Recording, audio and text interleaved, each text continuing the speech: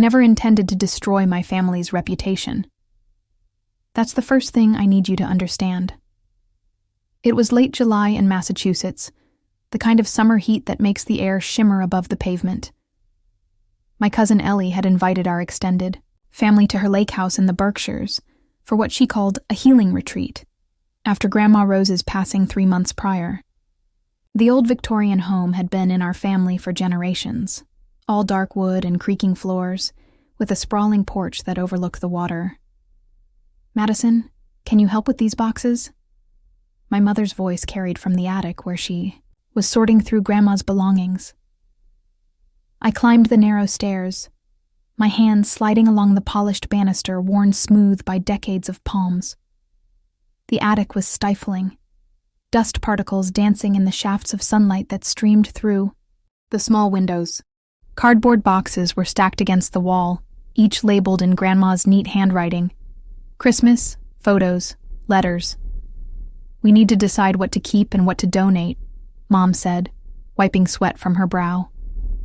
Her eyes were rimmed red, the grief still raw. I nodded, picking up a box labeled personal. "I'll start with this one," I offered, carrying it to a corner where an old desk stood beneath a window. The lake glittered beyond the glass, and I could see my cousins splashing in the water, their laughter drifting up like music. I began methodically sorting through the contents. Old prescription glasses, a collection of silk scarves, a small jewelry box containing pearl earrings, and a locket with a faded photograph inside. At the bottom of the box was a bundle of letters, tied with a faded blue ribbon. Curiosity got the better of me. I untied the ribbon and selected a letter at random, unfolding the yellowed paper. The date at the top read, June 15th, 1972. The handwriting wasn't Grandma's. "Dear Rose," it began, "I think about you every day. Our situation grows more complicated, but my feelings remain unchanged. Harrison suspects nothing, but how long can we continue this deception? The guilt weighs on me, especially when I look at little Thomas. He deserves to know the truth about his father." My breath caught in my throat. Thomas was my uncle, Mom's older brother, and Harrison was my grandfather, who had died before I was born. I quickly scanned the signature at the bottom. "Forever yours, Edward. Edward Caldwell." The name was vaguely familiar. A family friend, I thought. Someone Grandma had mentioned in passing. "Madison, did you find anything interesting?" Mom called from across the attic. I hastily folded the letter and shoved it back into the bundle. "Just some old scarves and jewelry," I replied, my voice unnaturally high. That night, after everyone had gone to bed, I snuck back to the attic. I couldn't stop thinking about the letter, about what it implied. I retrieved the bundle and took it out to the porch, where the moonlight provided enough illumination to read by. There were 12 letters in total, spanning from 1971 to 1973. They told a story, a love affair between my grandmother and Edward Caldwell, a married man who worked with my grandfather at the law firm. And more shockingly, they strongly suggested that Edward, not my grandfather, was Uncle Thomas's biological father. My hands trembled as I read the final letter, dated November 3rd, 1973. "My dearest Rose, I cannot continue this way.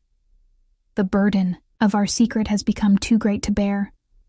Harrison is my partner, my friend. What we've done to him is unforgivable. I've accepted a position at the firm's Chicago office. It's better this way. Please don't try to contact me. Take care of our boy. With deepest regret, Edward." I sat there in the moonlight, the weight of this family secret pressing down on me. What was I supposed to do with this information? Uncle Thomas was 51 now, a successful surgeon with a wife and 3 children of his own. Would knowing the truth destroy him? Would it tarnish his memories of the man he believed was his father? I carefully retied the ribbon around the letters and returned to my room, placing them in my suitcase. I needed time to think, to decide what to do. The next morning, the family gathered for breakfast on the porch. Uncle Thomas arrived late, looking tired after his long drive from Boston the previous night. "Sorry I'm late," he said, kissing my mother on the cheek before taking a seat beside me. "Hospital emergency." I couldn't look at him directly, afraid my face would betray the knowledge I now possessed. He looked so much like my grandfather in the old photographs, or at least I had always thought so. But now, studying his features, I noticed differences: the shape of his nose, the set of his jaw. Were these Edward Caldwell's features? "Madison, you're staring," Uncle Thomas said with a laugh. "Do I have something on my face?" "No, sorry," I mumbled, focusing on my plate. "Just thinking." The day passed in a blur of family activities. Swimming, in the lake, a barbecue lunch, board games on the porch. All the while, the letters weighed on my mind like stones. That evening, my cousin Rachel, Uncle Thomas's eldest daughter, found me sitting alone on the dock, watching the sunset paint, the water in shades of orange and pink. "You've been quiet today," she observed, sitting beside me. "Everything okay?" Rachel and I had always been close, despite the 10-year age gap between us. At 35, she was more like an older sister than a cousin. "Just thinking about Grandma," I said, which wasn't entirely a lie. Rachel nodded, pulling her knees to her chest. "I miss her too. Dad's taking it especially hard. They had such a special bond." The irony of her words wasn't lost on me. The special bond between Uncle Thomas and Grandma Rose. Was it because he was her secret? Her living reminder of a forbidden love? "Rachel," I began hesitantly, "do you ever wonder about family secrets? Things our parents and grandparents might have kept hidden?" She looked at me curiously. "What kind of secrets?" I shook my head. "Nothing specific. Just thinking about how well we really know the people we love." She shrugged. "Every family has secrets, I suppose. But sometimes the past should stay in the past." If only I had heeded her words. The next morning, I woke to the sound of raised voices coming from downstairs. I quickly dressed and made my way to the kitchen, where I found my mother and Aunt Patricia in a heated argument. "You had no right to go through those papers without consulting me first," Aunt Patricia was saying, her voice tight with anger. "They're Mother's papers, Patty. They belong to all of us," Mom replied. "What's going on?" I asked, pouring myself a cup of coffee. Mom turned to me, her expression strained. "Your aunt thinks I'm being too hasty in deciding what to keep and what to throw away from Mom's belongings." Aunt Patricia folded her arms across her chest. "There could be important documents in those boxes. Legal papers, financial records. Personal letters?" I suggested before I could stop myself. Both women looked at me sharply. "What letters?" Aunt Patricia demanded. I hesitated, immediately regretting my words. "I just meant, people used to write letters, right? Grandma might have kept correspondence." Mom nodded slowly. "Yes, there were some letters. Nothing important." But Aunt Patricia was watching me with narrowed eyes. She had always been the most perceptive of the siblings, quick to sense when something was amiss. "Madison, did you find something specific?" she pressed. "No," I lied, avoiding her gaze. "I was just wondering." The tension in the room was palpable, and I was relieved when Uncle Thomas entered, breaking the moment. "Morning, everyone," he said cheerfully, oblivious to the atmosphere. "Beautiful day for a hike, isn't it? I was thinking we could all head up to Prospect Hill." The suggestion was met with forced enthusiasm, and soon the conversation turned to hiking routes and packed lunches. But I could feel Aunt Patricia's eyes on me, suspicious and questioning. Later that morning, as I was helping prepare sandwiches for the hike, she cornered me in the pantry. "Madison," she said quietly, closing the door behind her.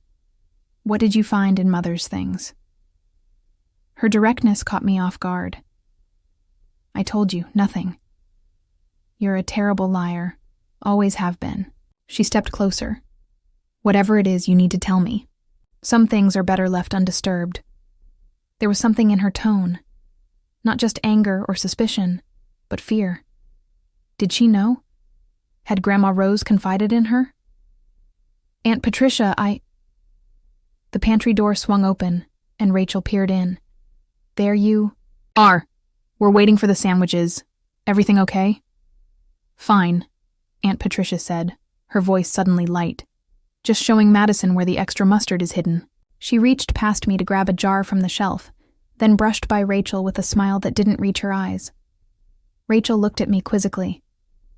What was that about? I shook my head. Nothing.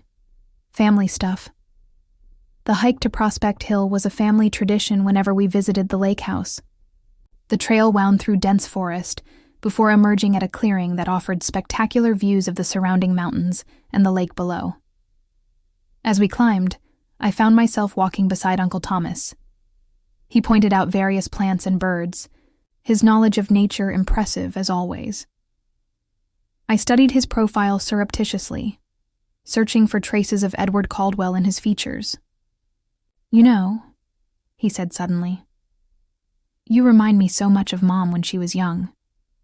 I nearly stumbled on a root. Grandma Rose, really? He nodded, smiling. She had that same thoughtful expression, like she was carrying the weight of some important secret.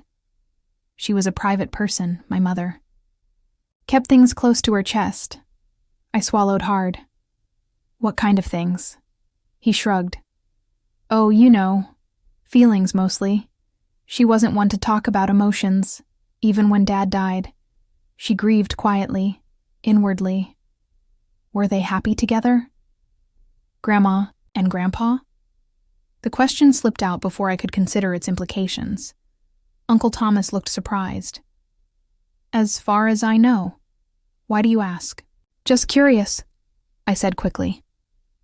I never knew Grandpa, and Mom doesn't talk about him much. Uncle Thomas was quiet for a moment, his brow furrowed in thought. They had their struggles, like any couple. Dad worked long hours at the firm, and Mom was often alone with us kids. But there was respect there, and companionship.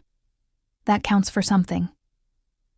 I nodded, wondering if he would feel the same way if he knew the truth.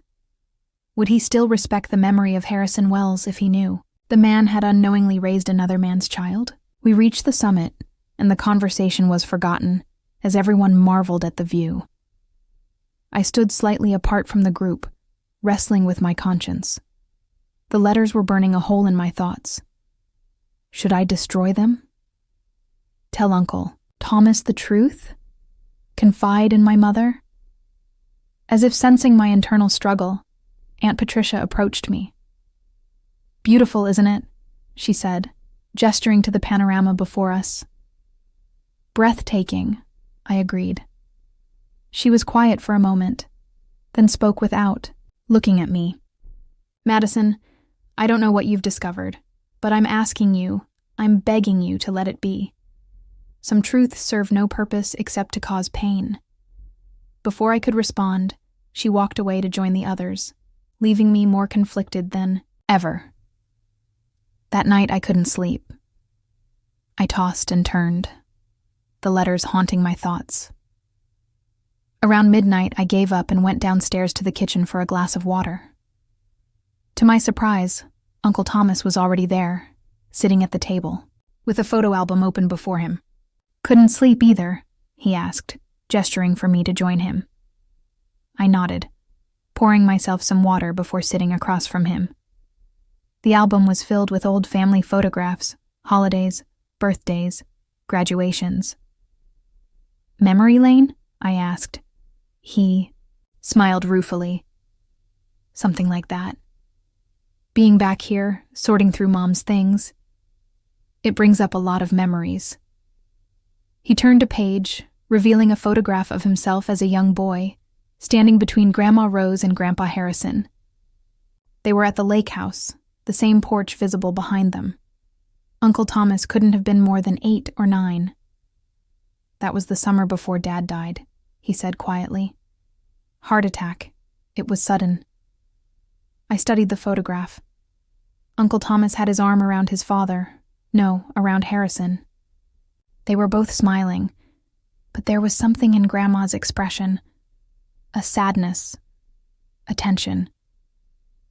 It must have been hard, growing up without a father, I said. Uncle Thomas nodded. It was. Mom did her best, but there were times when I desperately wanted a father's guidance, especially during those teenage years. He chuckled softly. I was a handful, apparently. I traced the outline of Grandpa Harrison's face in the photograph. Do you think about him often? Wonder what he was like? Every day, Uncle Thomas replied without hesitation. I have these fragments of memories. His laugh, the smell of his pipe tobacco, the way he'd ruffle my hair when he came home from work. His voice cracked slightly. But sometimes I worry that I've invented these memories, created a father from stories and photographs rather than actual recollection. My heart ached for him. The man he remembered, the man he mourned, might not have been his biological father. But did that matter? Harrison Wells had been his dad in every way that counted. I think, I said carefully, that family is more than blood. It's love and sacrifice and showing up day after day. Uncle Thomas looked at me curiously. That's very profound for 2 a.m., Maddie. I managed a smile. I have my moments. He closed the album and stood, stretching. I should try to get some sleep. You too, young lady. We have the family meeting tomorrow. The family meeting. I had forgotten. Every year during our retreat, we held a formal gathering to discuss family matters, finances, property, upcoming events. This year, the main topic would be the distribution of Grandma Rose's personal effects, including, potentially, the letters. I returned to bed with an even heavier heart. Tomorrow, I would have to decide, reveal the truth or protect the family from a painful secret. The family meeting was scheduled for 2 p.m. in the lake house's sunroom, a bright, airy space with wicker furniture and potted ferns. One by one, family members filed in.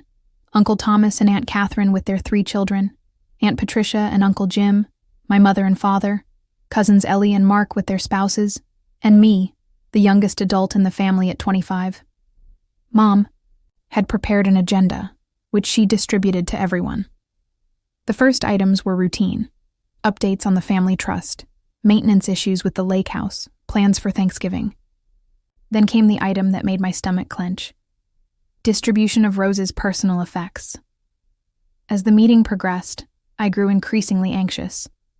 The letters were still in my suitcase upstairs. Should I mention them? Pretend I never found them? My palms were sweaty, and I could feel Aunt Patricia watching me from across the room. Finally, Mom reached the last agenda item. As you know, we've been sorting through Mom's belongings this week. Most items are of sentimental, rather than monetary, value. We've compiled an inventory. Before we continue, Aunt Patricia interrupted, I think we should discuss any sensitive materials that might have been discovered. The room fell silent. Mom looked confused. Sensitive materials? What are you referring to, Patty? Aunt Patricia's gaze shifted to me. Madison, do you have something to share with the family? All eyes turned to me. I felt my face flush. I found some letters, I admitted, my voice barely above a whisper. What letters?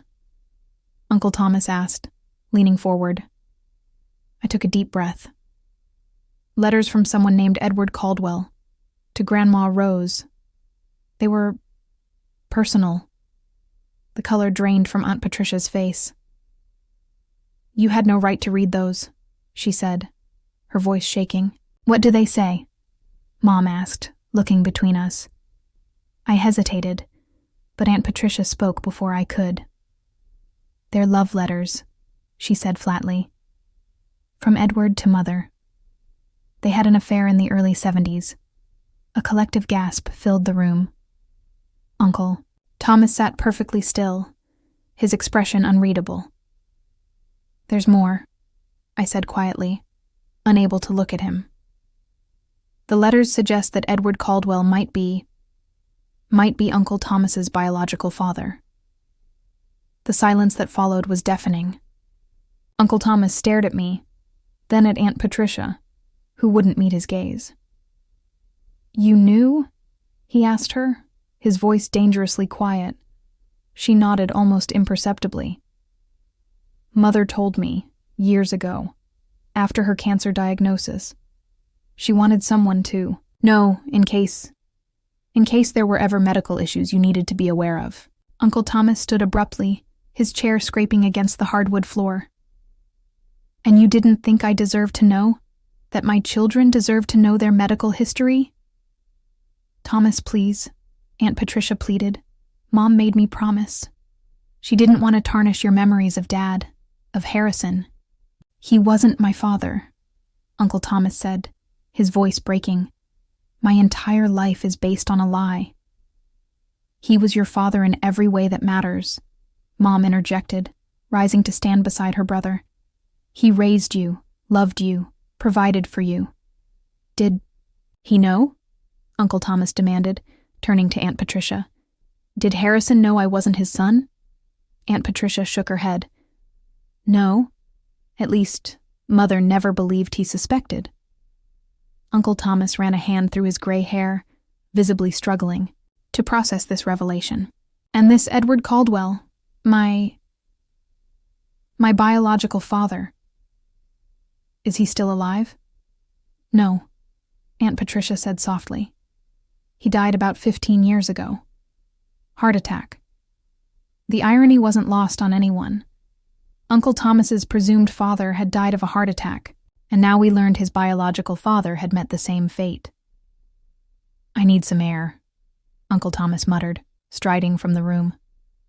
His wife Catherine quickly followed, casting a reproachful glance at me as she passed.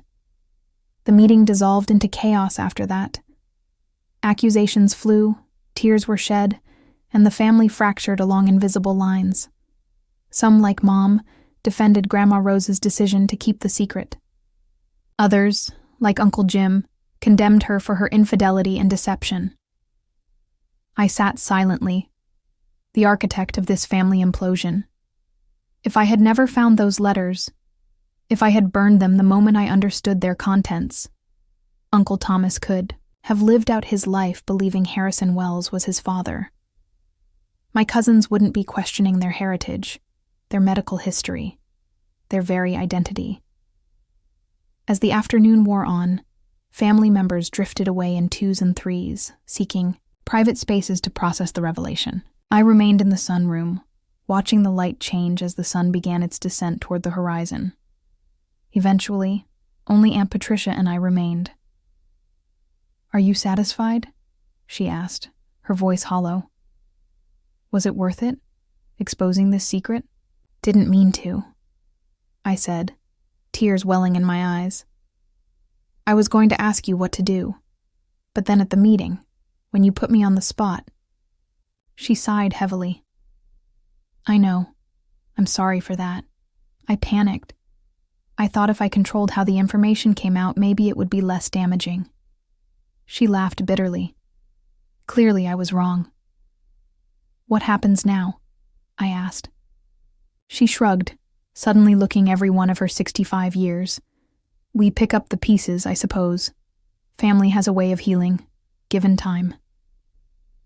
But as I looked out at the lake, where Uncle Thomas stood alone at the end of the dock, his silhouette rigid, against the setting sun, I wasn't so sure. That evening, dinner was a subdued affair. Only half the family attended, eating in uncomfortable silence broken occasionally by forced small talk about the weather or local attractions.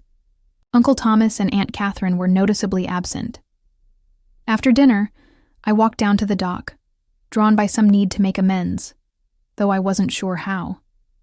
To my surprise, Rachel was there, sitting with her feet dangling in the water. "Mind if I join you?" I asked hesitantly. She looked up, her eyes red-rimmed from crying, but nodded. I sat beside her, dipping my feet into the cool water. "I'm so sorry, Rachel. I never meant for any of this to happen." She was quiet for a long moment. "I know," she finally said. "You didn't create the situation. Grandma Rose did that decades ago. How's your dad?" Rachel sighed. "Processing. Mom's with him. They went for a drive." She trailed her fingers through the water, creating ripples that spread outward. "You know what's strange? I keep thinking about my face, my features, all my life. I thought I had Grandpa Harrison's eyes, his smile. Now I'm wondering if I've been seeing a ghost in the mirror, someone who doesn't exist in my blood at all." I hadn't considered that aspect. How this revelation would affect not just Uncle Thomas, but his children, who had grown up believing they were Harrison Wells's grandchildren. "I'm sorry," I said again, inadequately. Rachel surprised me by taking my hand. "It's not your fault, Madison. Family secrets have a way of surfacing one way or another. If it hadn't been you finding those letters, it might have been something else. A medical test, a chance resemblance." We sat in companionable silence as darkness fell, the first stars appearing overhead. The lake house lights reflected on the water's surface, distorted and shimmering. "Do you think we'll ever be the same?" I asked eventually. "As a family, I mean." Rachel considered this. "No," she said honestly. "But different doesn't necessarily mean worse. Dad has a chance now to learn about his biological father, to understand a part of himself that was hidden. And Grandma Rose..." She paused. I'm trying not to judge her too harshly. She was a young woman in a different time. Who knows what pressures she faced, what choices seemed available to her. Her grace in the face of such a personal upheaval humbled me. The next morning, Uncle Thomas appeared at breakfast, looking tired, but composed. He asked everyone to gather in the living room afterward. Standing before the fireplace, family photos arranged on the mantel behind him, he cleared his throat. "Yesterday was difficult," he began. "I reacted poorly to news that undoubtedly shocked us all. I've had time to reflect, and while I'm still processing what this means for me, for all of us, I want to be clear about one thing. Harrison Wells was my father in every way that matters. He raised me, supported me, loved me unconditionally. The fact that we didn't share DNA doesn't change that." Aunt Patricia wiped away tears. "Thomas, I'm so sorry I kept this from you. Mom made me promise." He held up a hand. "I understand why she wanted to protect me, protect all of us. I'm not angry at her or at you. I'm just adjusting to a new reality." He turned to me, and I braced myself for recrimination. But instead he said, "Madison, thank you for having the courage to bring this to light. It couldn't have been easy." Relief flooded through me, though I knew the journey ahead for our family would not be simple. There would be more difficult conversations, more tears, more adjustments to this new understanding of our shared history. As the gathering dispersed, I approached Uncle Thomas privately. I wanted to say how sorry I am for the way everything happened, I told him. I should have been more thoughtful about how to share what I found. He smiled sadly. "Truth rarely arrives in a convenient package, Madison. But it's still truth, and in the end, I'd rather know than not know."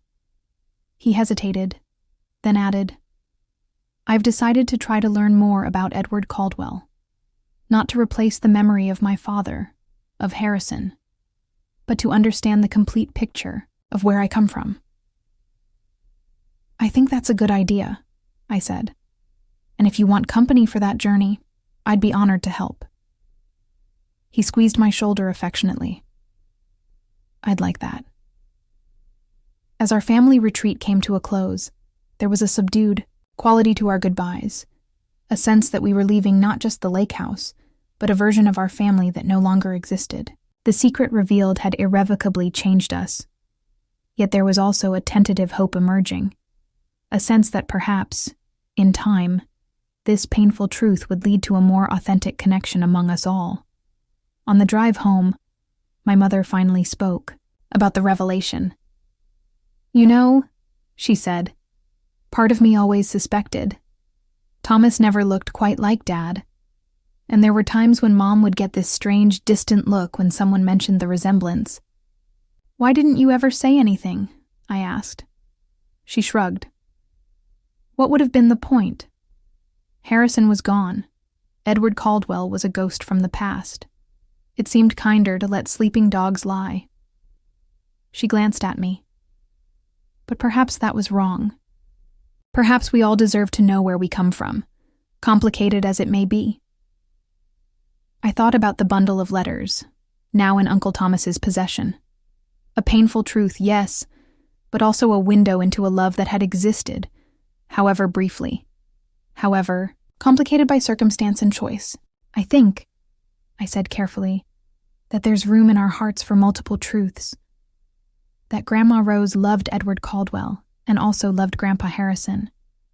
That Uncle Thomas is Harrison's son in all the ways that count, and also Edward's biological child. That our family is both changed by this knowledge and still fundamentally the same." Mom reached across the car to squeeze my hand. "When did you get so wise?" I smiled, watching the landscape rush by outside the window. "I'm not sure it's wisdom so much as hope. Hope that we can move forward together, with honesty as our foundation. In the end, that's all any of us can do. Acknowledge the complicated, messy truth of our lives, and choose, day by day, to love each other anyway." The secret letter had indeed brought public shame to our family, tarnishing reputations and challenging long-held beliefs. But it had also created space for a new kind of honesty, a chance to rebuild on a foundation of truth rather than convenient fictions. And perhaps, in time, that would prove to be Grandma Rose's final, most complicated gift to us all.